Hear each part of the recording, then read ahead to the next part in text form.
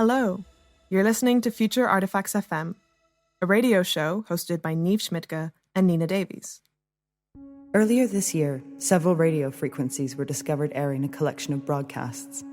At first, they sounded like regular news stories and interviews. They felt familiar, but also not quite belonging to our present. Slowly, the listeners came to believe that what they were listening to did indeed belong to their world, just not their time. They were looking into the future through the mundane edges of radio recordings and public service announcements. While this material is still being meticulously studied by researchers in various universities and museums, your hosts have managed to gain access to this collection to air a selection of these broadcasts for you, our listeners. For full disclosure, we will not be sharing this collection with you, as this introduction is based on a fictional event. In this monthly broadcast, Future Artifacts FM, we will present speculative fiction pieces by artists and writers, followed by conversation with hosts Niamh Schmidtke and Nina Davies. The programme will focus on fictional works intended for broadcast, such as radio plays or fictional interviews, to carve out a better understanding of the now by exploring various interpretations of the future.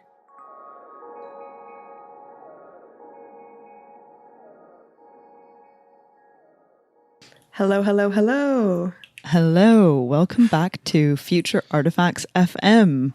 As per usual, I'm your presenter, Nina. And Niamh. But actually, Nina, you're not presenter today. You are the artist today. That is true. I am the artist today, and I guess we'll just get straight into it. Today we've got another guest presenter, which is my very close friend and colleague, Jorge Poveda Yanez, who I have had the pleasure of working with over the past, I almost want to say 3 years now. Yeah, probably even more.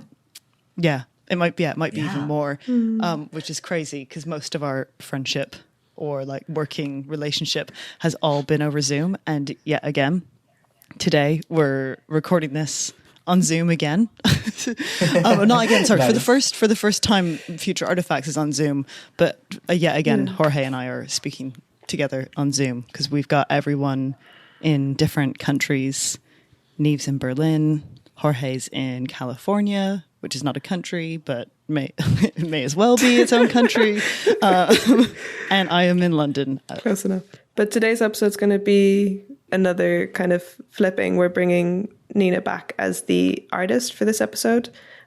She's made a new work. We're kind of talking about this as like a work in progress in a way. It's like part of development of some new commissions or new shows that are coming up hopefully later in the summer, end of the year, so on, kind of, not to reveal too much. Yeah, I think it's going to lead into a couple of projects actually, in the same way that the last episode that I did for Future Artifacts ended up doing the same thing, where it kind of the sound work turned into a video and then turned into a performance. That's sort of, I think, how this is going to go down as well. So this is the first moment where the ideas are like entering the universe.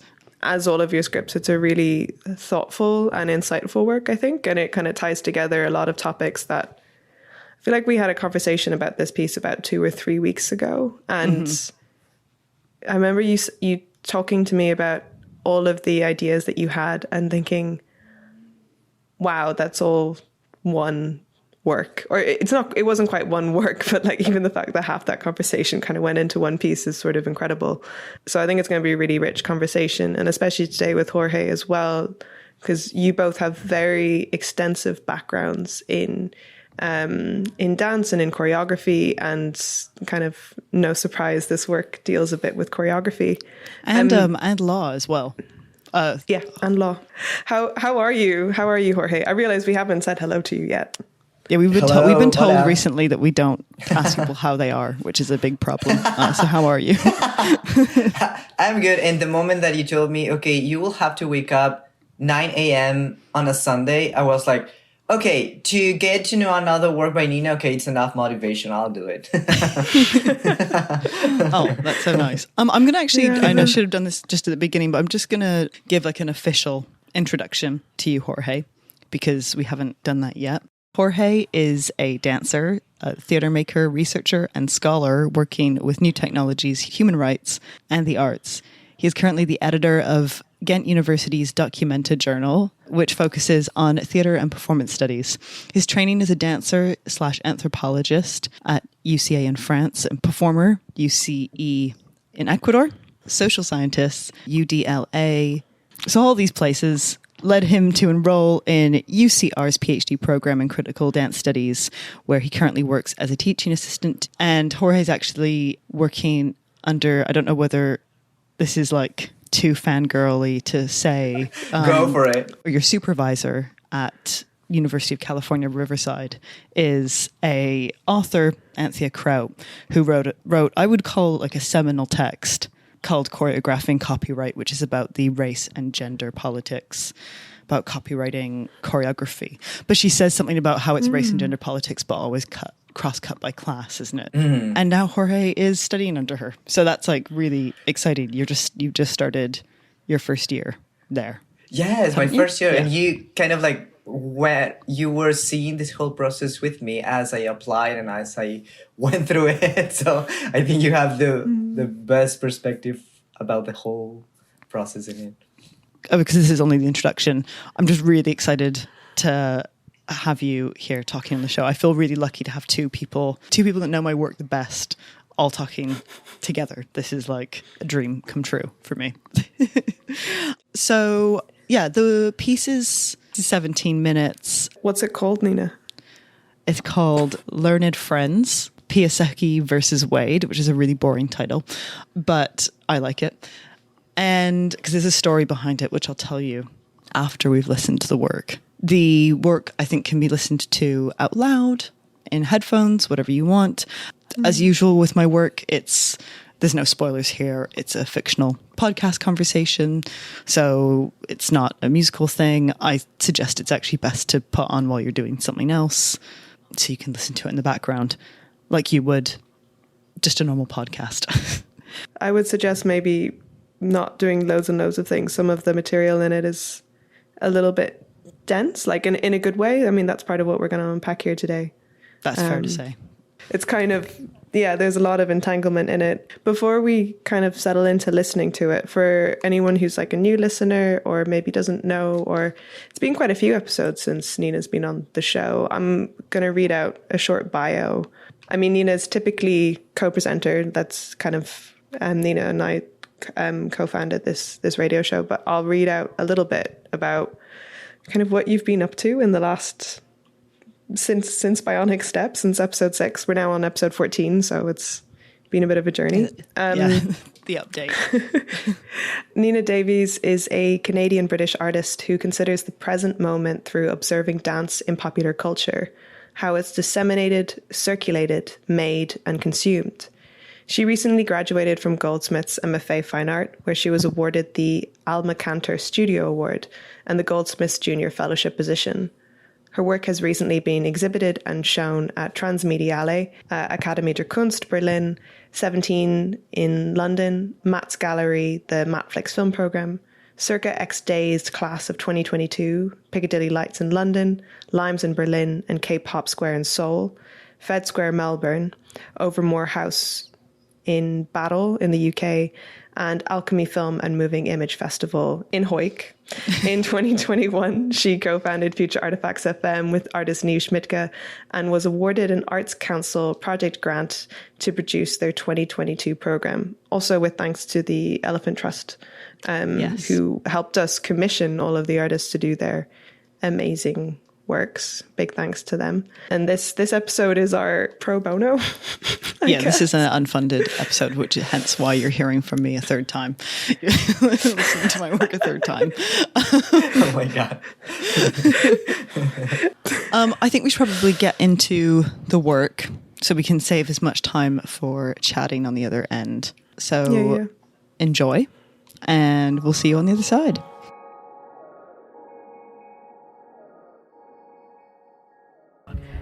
Welcome back, everyone, to Learned Friends. This is Riley here. And Devin. Today, we're going to be looking at a case that has been reopened after 24 years. Yeah, this is a super interesting one. Now, it's fairly normal, isn't it, to have a case pending for this long, right? Oh, yeah. I actually looked into this, and the longest a case was pending for was 180 years. What? Yeah, no, I'm serious. It first happened in 1804 and was settled in, get this, 1984. Wow. Uh-huh. I'm speechless. So, this is nothing. What, the... PIASECKI versus Wade. Right, yeah. I think it's actually uncommon for cases to be reopened, like, for no reason. Sure. So I did my research, as always. As always. Wait, what? Do you think I still don't do my research? I didn't say that. This is ridiculous. So I just want to say for the record, I always do the most extensive research apart from this one time. Sorry, I need you to tell this story. So, like, there was this one time where we were messaging each other the night before we were going to record an episode. And I was telling Devin about the points I wanted to hit when we spoke. And basically, Riley didn't understand the assignment. Yeah, I mean, it's pretty embarrassing, but we were doing an episode about stationary security, which I'm sure some of you will remember. It was a computer game where you would detect security anomalies.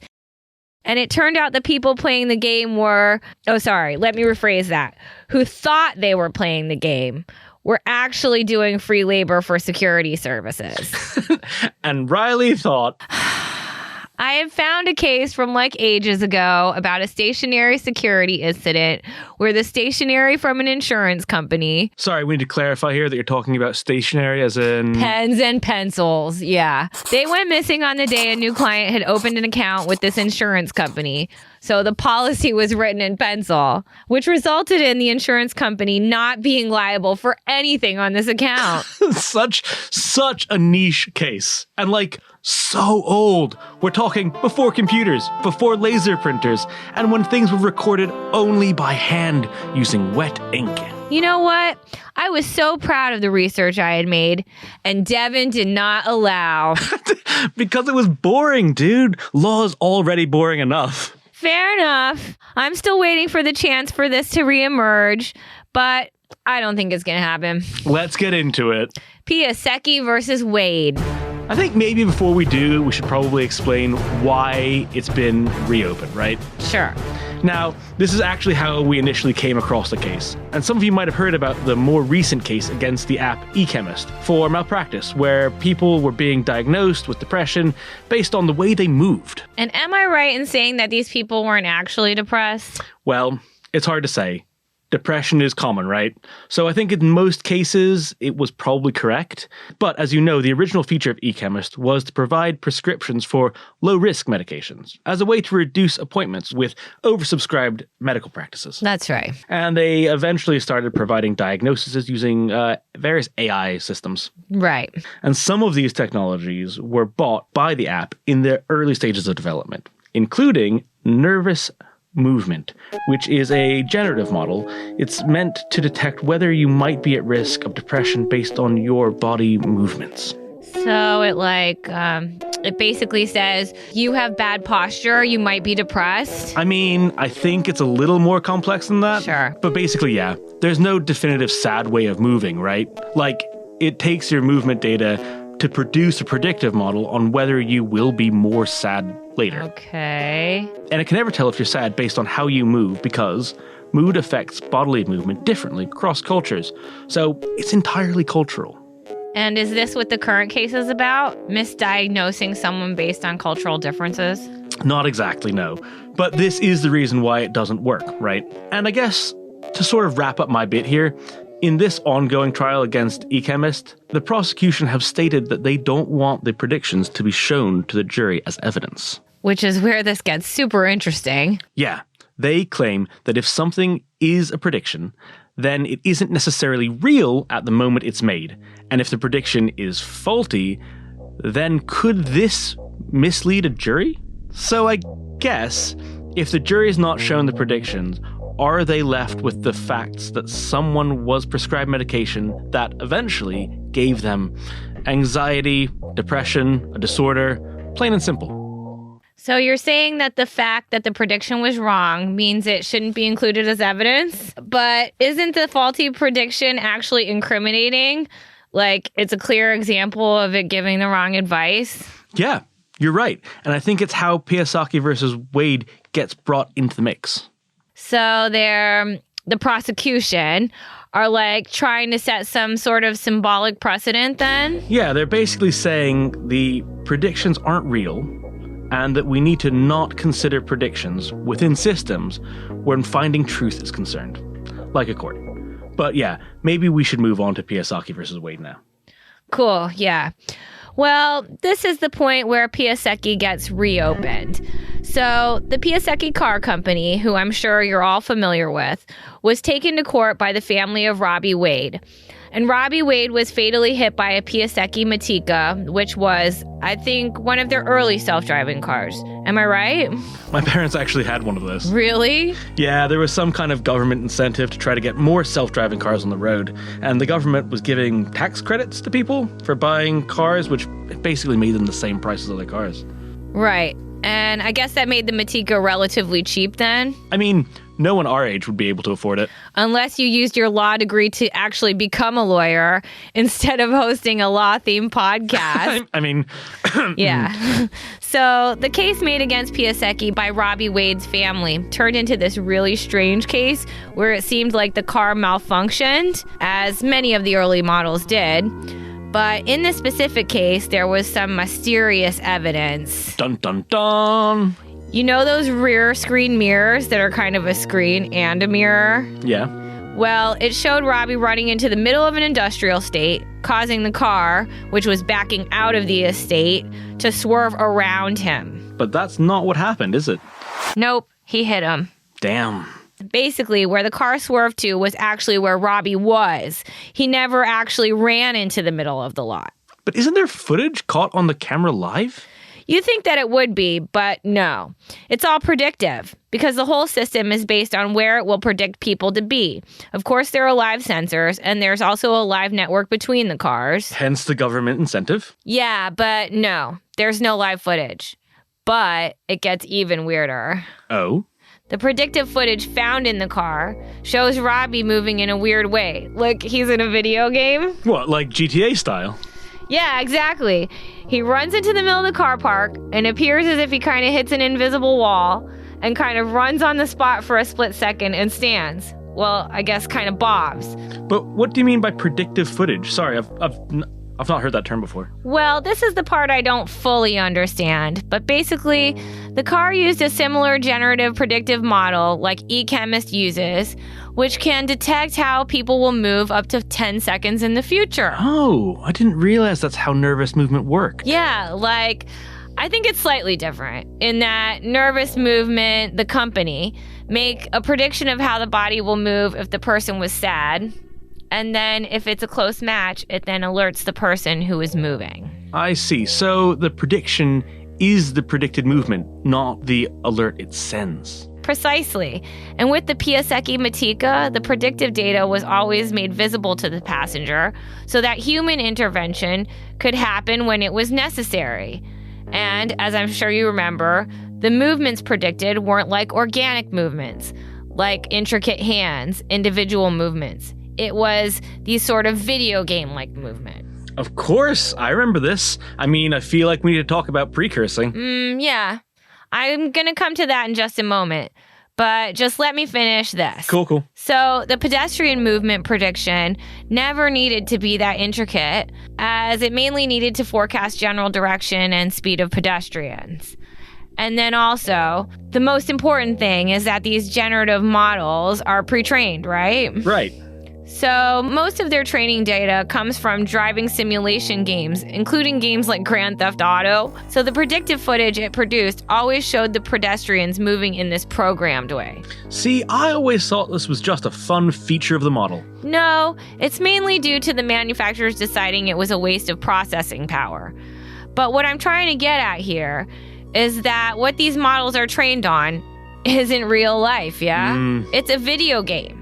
And I think there's something that this case opens up which is really important, which is if these generative networks are based on fictional representations of reality, then do they in some way turn reality back into fiction? Okay, I'm not entirely with you there. What, like you don't agree or? No, I think I'm just not following. I guess I just mean that in a sense, these fictional unreal worlds are in some way materializing through the autonomous machines that now control large parts of our daily lives because their cognitive functions are built and trained inside video games. Okay. And, as I promised, this is why I think precursing is such an interesting practice and was so widely adopted. It's basically like people recognizing this shift and the need to exist in this sort of fictional way. I just want to quickly explain what precursing is because it was trending around 25 years ago. Right. It wasn't uncommon to see a few people on the street every once in a while waving at a bus stop or running on the spot, facing a fence. It was fun. Did you ever do it? Yeah, of course I did. Didn't you? Yeah, I remember doing it all the way to the bus stop to meet my friend in the morning. Wow, such commitment. I know. I think that kid was probably my only friend. Yeah, I mean, you don't need to tell me that. I figured that out years ago. But yeah, we were just kids when it came out. But it first started out as a prank. Do you remember? Where when a group of people started clumping, I think that's what they called it, where they would quite literally clump together and start precursing, and then self-driving cars wouldn't be able to tell which way people were going to move individually, and the car would eventually just come to a stop. So people would do that as a sort of joke. Nice. And eventually people realized that self-driving cars, or I think on autopilot as well, responded better to pedestrians who were precursing.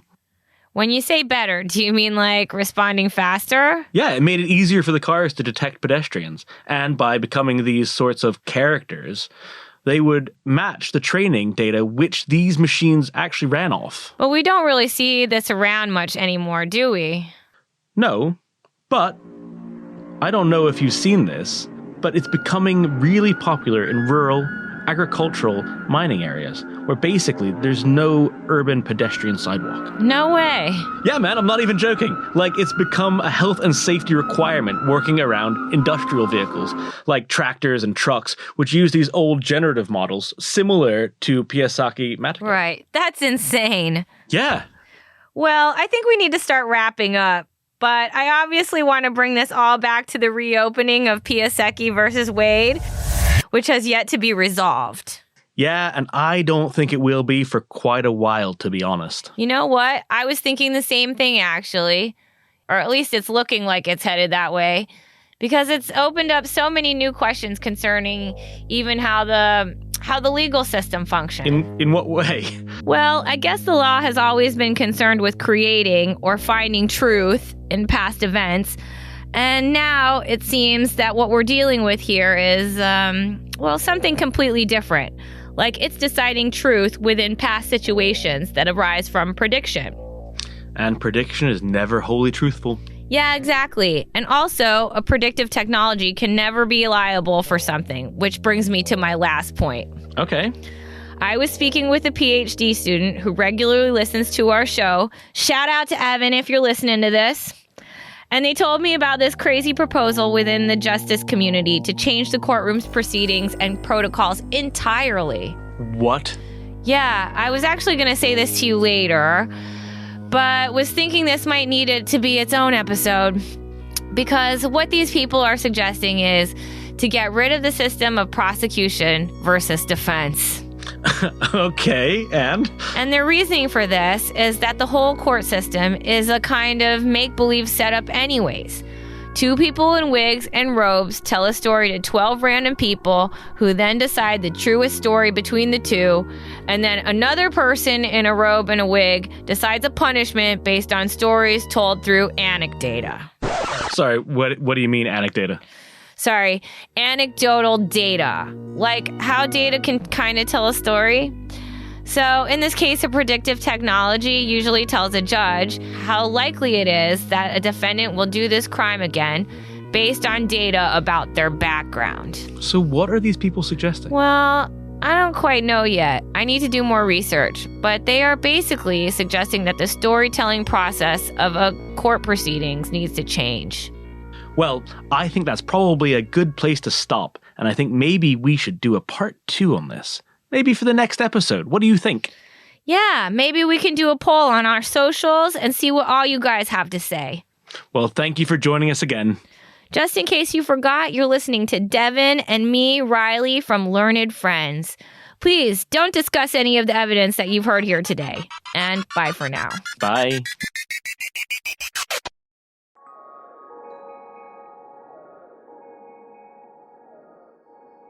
Well, welcome back, everyone. Hope you really enjoyed Learned Friends, Piasecki versus Wade. We are back with Nina and our lovely co-presenter for today, Jorge. To kind of kick off the conversation, because there's quite a lot of kind of new terms in the work, Nina, maybe to situate us a bit in the piece as well. Could you describe a little where the titles come from? So, Learned Friends, and kind of what does precursing or forerunning, what are they, perhaps? I have just, on Friday, finished a 3-week trial of doing jury service. One of the things that kept happening between the defense and the prosecution lawyers was they kept referring to each other as their learned friend. And I think I just thought it was really cute. And I guess also to give a bit of context, is I've been writing this script in the evenings after finishing my jury service for the past 3 weeks. And I didn't plan this on purpose. I'd already had the idea for writing this script and thinking about these ideas much longer before I started doing the jury service. But it's definitely, in some ways, it's, I guess, like picking up terms that I might not have come across if I was reading case studies. I guess like the actual, like the pleasantries, the etiquette of a courtroom, I've never experienced before, because I've never been an audience, or luckily I've never been on trial for anything, or never had to be. But the whole legal component is something very present in your work, right? Like you've been very familiar with intertwining the body with either copyrights or either with like when you were also developing these notions about slow motion, it always comes from this legal perspective as well. Yeah, definitely. I think this is something that I'm sort of kind of, I think, coming out of slightly, but I've always thought of the legal system or the justice system to be this sort of absolute framework, if that makes sense. And I think there's something, there's like the law is the law, and the law creates a code of conduct by which we all live in. And in that absolute way, I think there's something really interesting about bringing the body into, especially not just the body, but forensically, but the way that the body moves. I think it's something that is so not absolute. I know I'm kind of talking in really broad terms here. And isn't it lovely to see that contradiction that you just mentioned of like the dead body or the deceased body versus bringing into the legal discussion the moving body, the dancing body even, right? And I feel like that dichotomy or that dualism, it's somehow connected to another dualism that you're presenting us with, which is truth making, either looking to the past or truth making in the future. Because in this last piece, it's like you made it sound so radical and like so obnoxious to think of like these cars trying to predict what is going to happen in the future, which is literally trying to find the truth in what is going to happen in a couple of seconds into the future. And as ridiculous and radical as that might sound, if you think about it for a second, we are exactly doing the same right now, just in a different temporality. Like if you go to the courthouse, you're not finding the truth that it's being enacted right there. You're digging into the past to try to find that sense of truth. So in this work, we are just like having this twist where we're still finding the for the truth, looking for the truth, but now just displaced into the future, right? Yeah. Well, and I think also this idea of how, maybe going back to what I was saying about the law being absolute, the whole process that I've been on sat in this jury has changed my views of what the law is. I was like, the law is trying to be absolute to make sense of all these narratives that exist within it, because actually the case that I was on was I am legally allowed to talk about it now, but I'm not going to go into it because it just makes it too complicated. But it was a sort of he said, she said kind of case. And so we were just, picking a narrative, which was the one that seemed to be more truthful. But then, of course, we are 12 people that are picked randomly not out of a hat, actually, computer generated. But, Another AI. And so we have to decide the truth based on anecdotal evidence. The law really tries to ground it in some sort of way, but actually the whole system is chaotic, basically. And I don't know how much truth is in there, because actually that's why these things get brought to the courts, is because you're trying to find truth where it's not obvious where it is. And I think, which kind of, it becomes a bit funny then when you're putting it into this fictional setting in a way, because I think that's one of the things it seems to come up a bit when we're doing the show and we're looking at different works, especially that deals with kind of a present, like, political or socioeconomic situation. Like there's a lot of fact that goes into making that fiction feel very real, or like feel like truth. But it almost feels, the fiction that you've made in a way feels closer to the truth that we think we're experiencing, rather than like the truth finding in the court or in the court system. It really does sound like it was a mini research residency in a way to kind of see, like, how does this procedure work? How is law enforced in like this top tier level?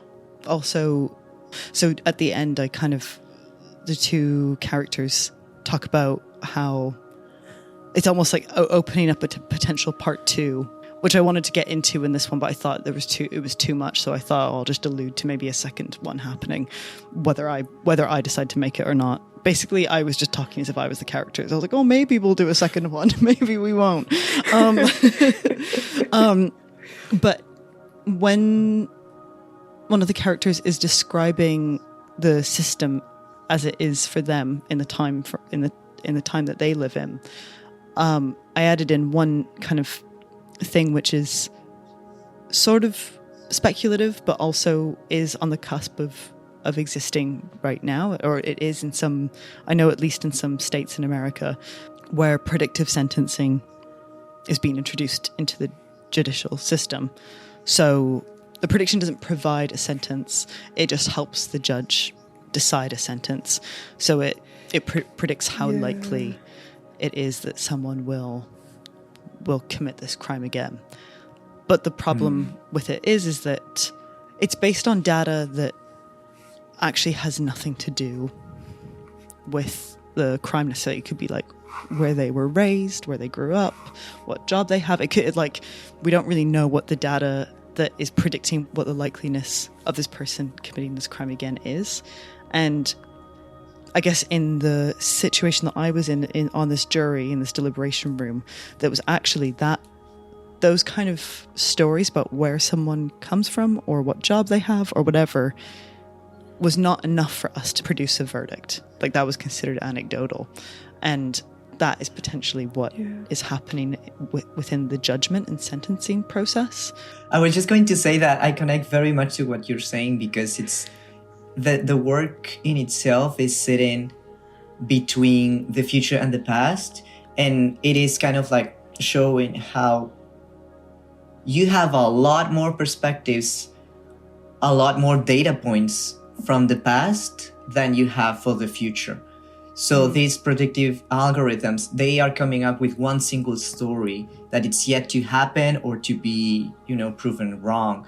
But when you're digging into the past, you have all these multiple perspectives and all these different ways of assessing it, which at some point is like going back to this idea of like, is it so radical to like think of the truth finding or the truth making in the future? Because it seems like there is more complexity or like more contradictions in finding truth in the past, where everyone has a different data point, a different perspective, a different take on it, right?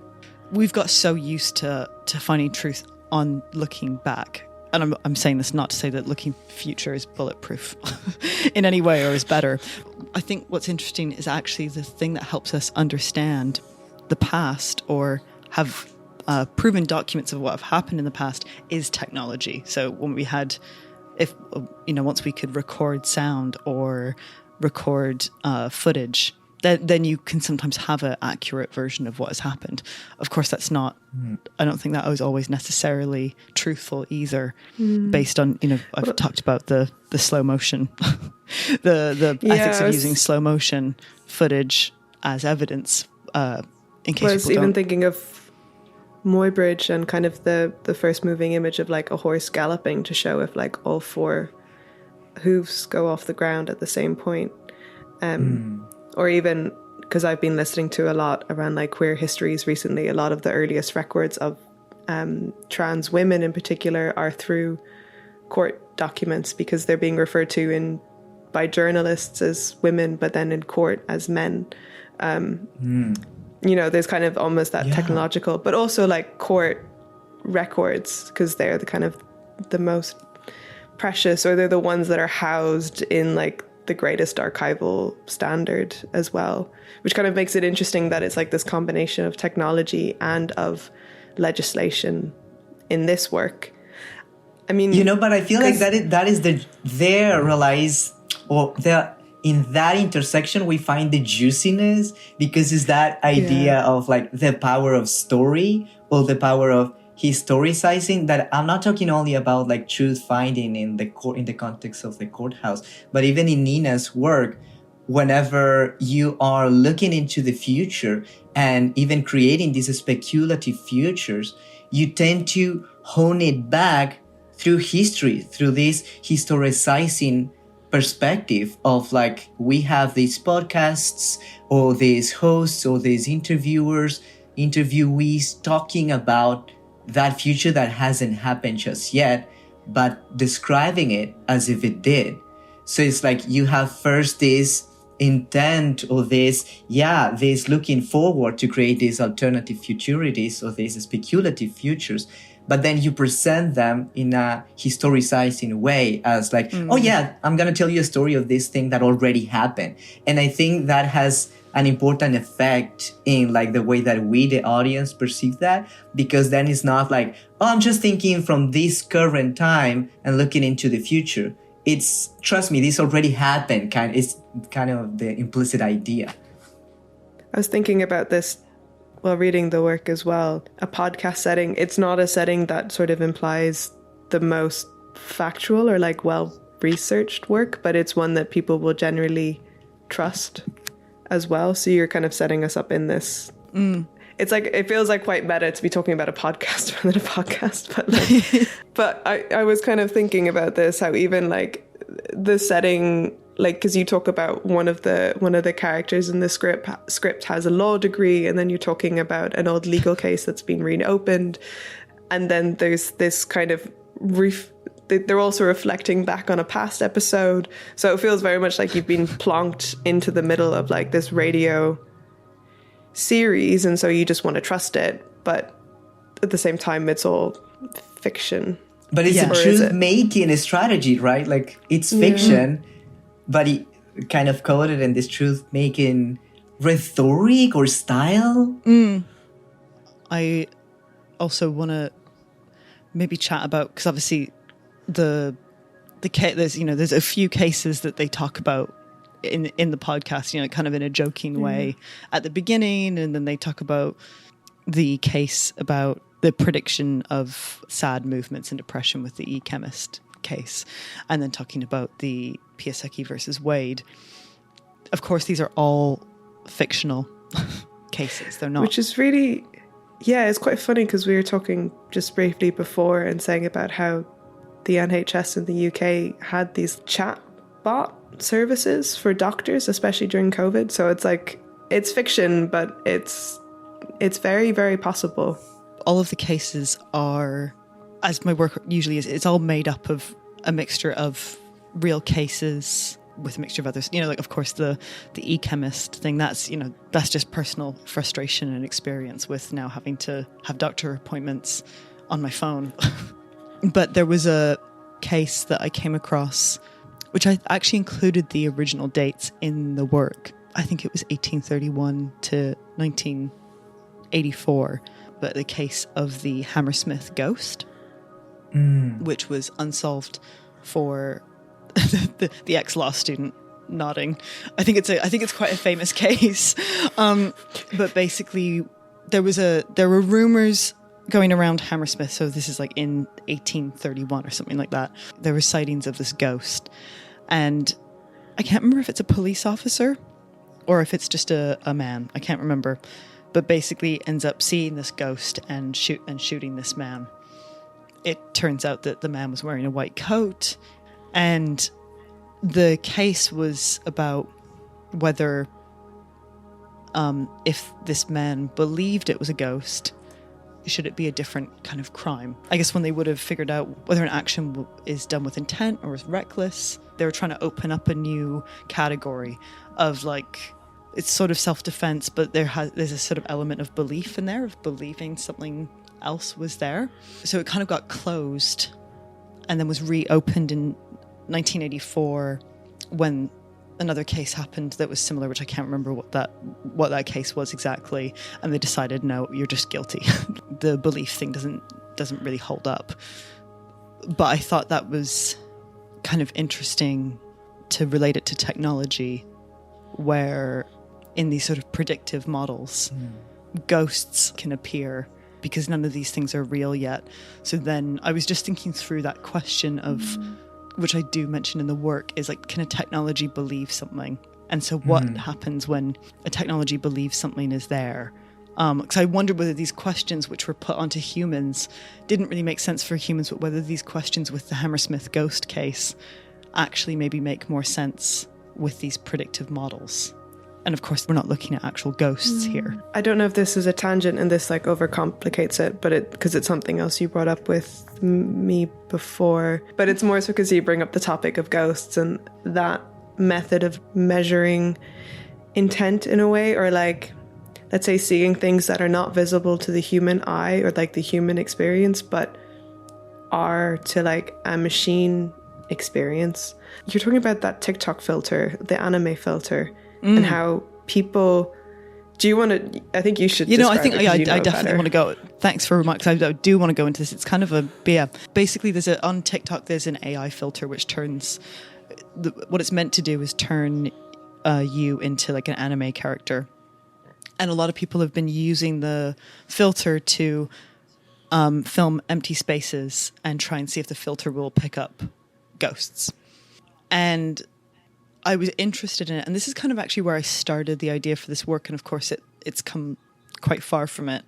But going back to this case about this man, John Lewis, who shot a police officer, and the court only looked at the surveillance footage in slow motion. And so I read a case study saying, ethically, they should have been watching it in real time, because it makes it appear that the defendant had more time to make the decision than there was, meaning that there was intent. He intentionally shot this person when he probably didn't. But I was really interested in how the oversaturation of slow motion that we see in the film industry, which is used as a tool, a narrative tool, to actually get inside someone's head and to emphasize.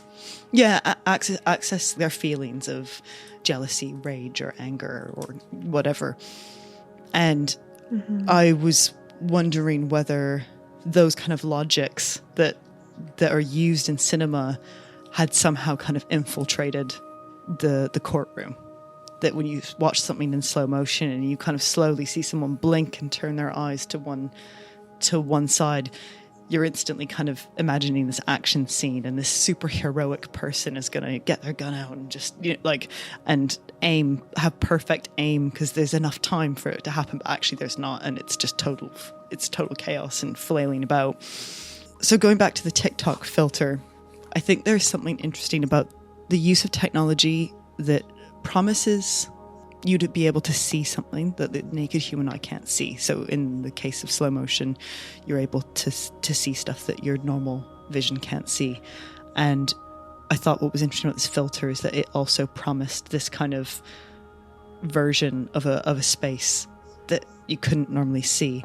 And of course, you know that there's not a ghost there. And of course, when you're watching The Matrix in slow motion, you know that no one is able to dodge bullets like how Neo can do that. In The Matrix, it's superhuman.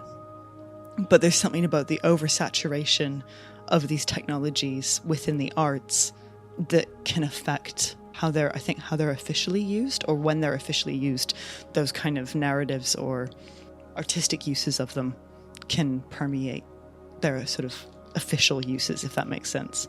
Yeah, and it all comes down to kind of like the data that they are being fed with, right? Because in the same way that whenever we are looking at the sky and looking, just like relaxing, laying down, looking at the clouds, and all of a sudden you think, oh, there's a bunny, that's a horse, and it's not really there. But you kind of complete that gestalt because you have that image in your mind and you're projecting it there. And AI filters on TikTok can be doing the same, right? Because they have been fed with this anthropomorphic figure, and so anything combination of lights and shadows that resembles it will be completed in their eyes of the camera as a human figure, as this ghostly figure.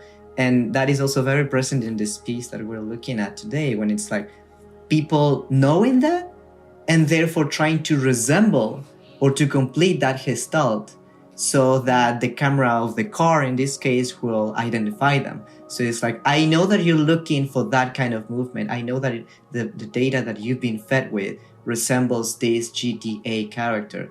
So I'm going to shape myself. I'm going to shape my movement so that you can read me, to make myself legible. Exactly. Maybe yeah. On that point, Nina, could you introduce for us a bit what precursing is?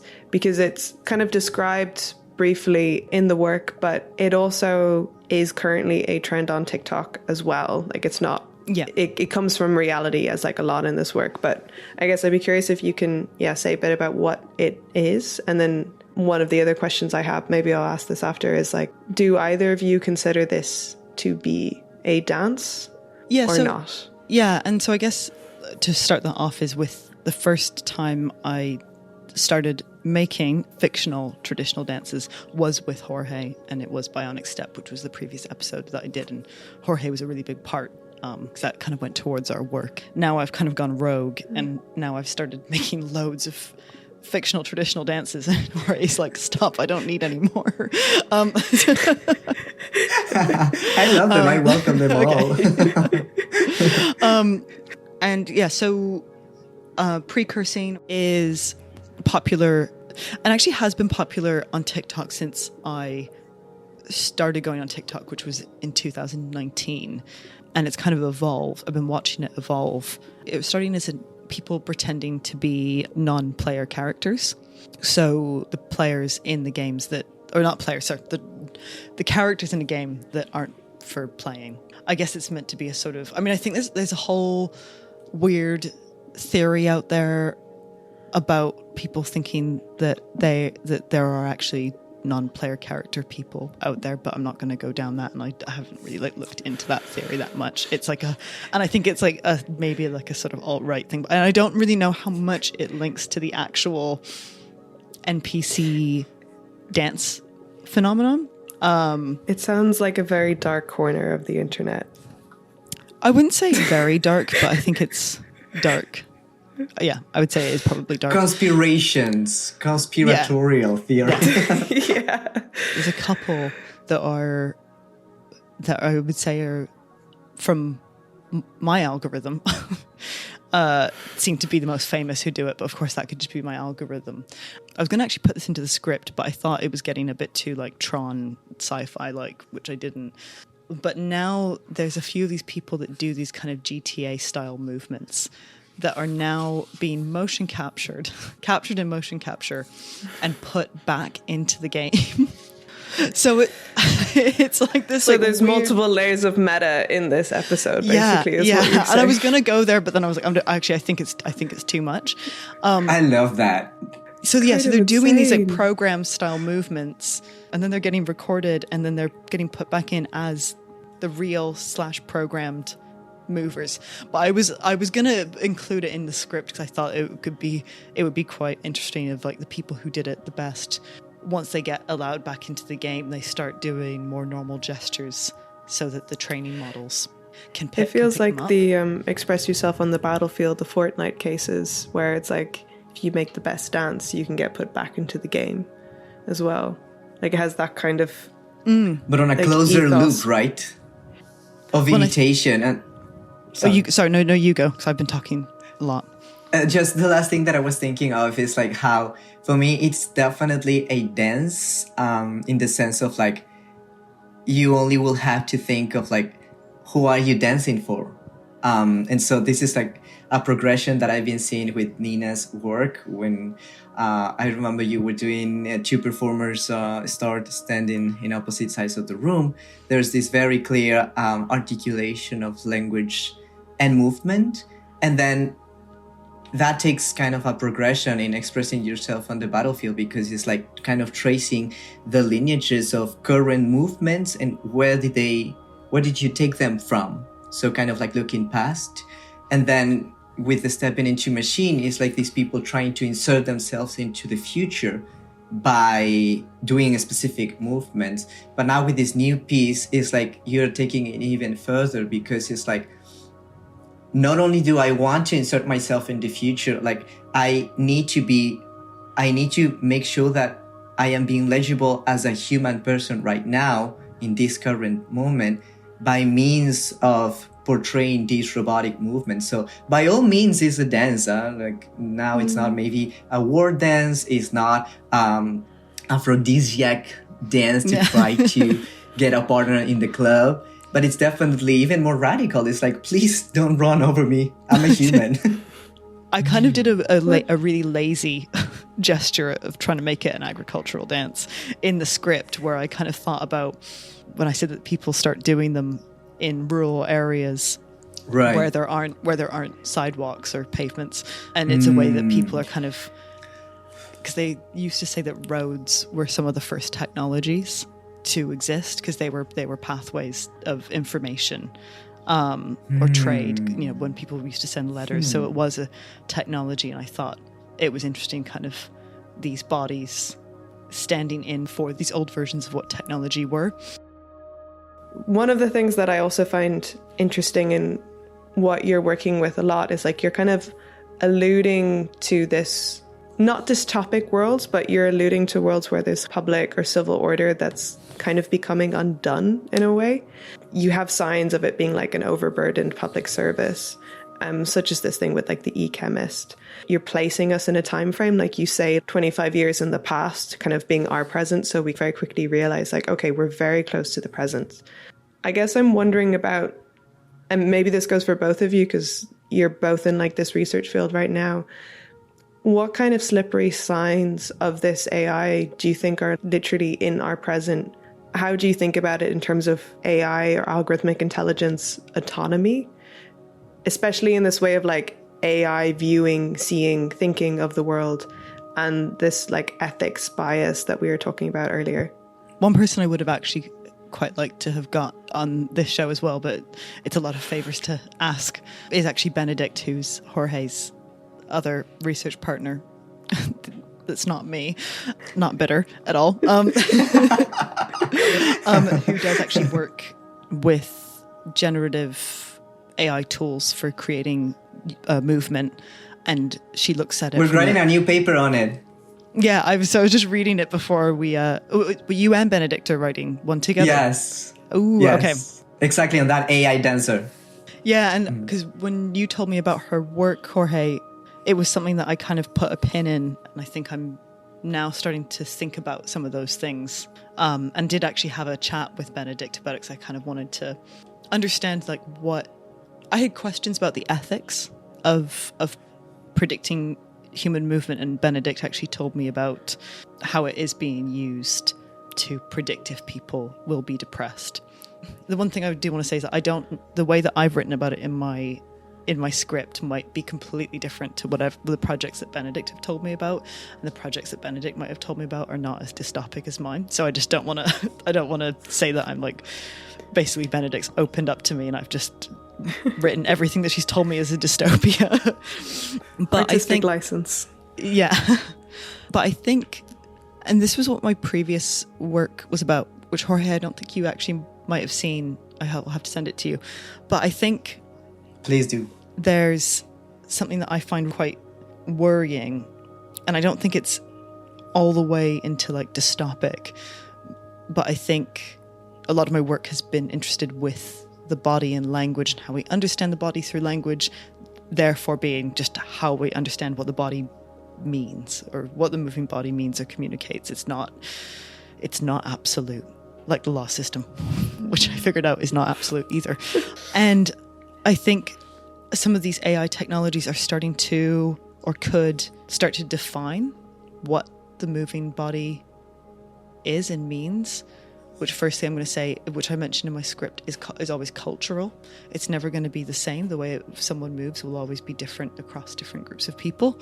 And because we don't understand what the moving body means, what happens when a neural network or some other entity has an idea or definition of what our moving body means, and there's a worry of not being able to defend ourselves and what we mean by our moving body. And so I think that there's something that I think is really interesting about how the body seems to be becoming more digital, and I think it's actually about humans trying to understand this digitalized moving body that I think other entities or digital beings are starting to understand.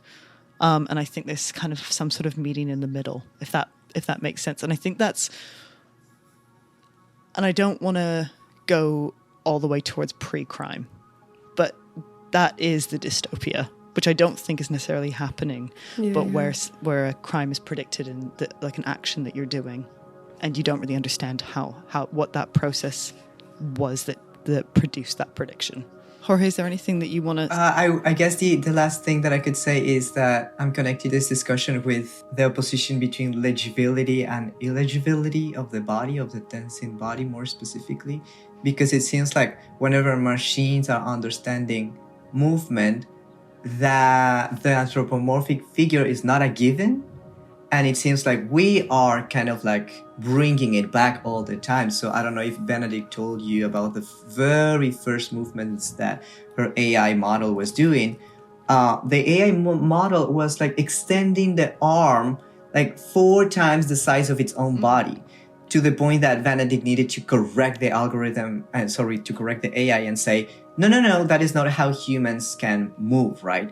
So it's just to say that if you are talking in a pure sense about movement, it exceeds, it's like beyond and also before and across and throughout the human body. And then you have to add that to that discussion, like how much of the human figure are we bringing back to kind of obliterate the way in which machines understand movement in this more like illegible or this more abstract or broader way, right? And then of course, your work and these discussions of how much of that we want to instrumentalize to make ourselves visible or not. On that note, we should really wrap up, but it's been really, really fascinating. Thank you so much, Jorge, for being part of episode 14. I can't believe we're on episode 14. Sure. And Nina, for your work, for making learned friends. We can all take that really cute phrase. Yeah. Thanks, Jorge, for joining. Thank you. And waking up so early in the morning for this. And thank you to everyone who has tuned in and listened to this conversation, which I imagine has gone every single direction it could have possibly gone. I hope that there was that something makes sense for everyone listening. And next time we will be doing another episode with one of our team members who you haven't met yet not through the actual broadcast, but one of our music makers. So we're looking forward to that next episode as well. Great. Okay. Thank you and see you in 2 months. Bye. Bye. Bye.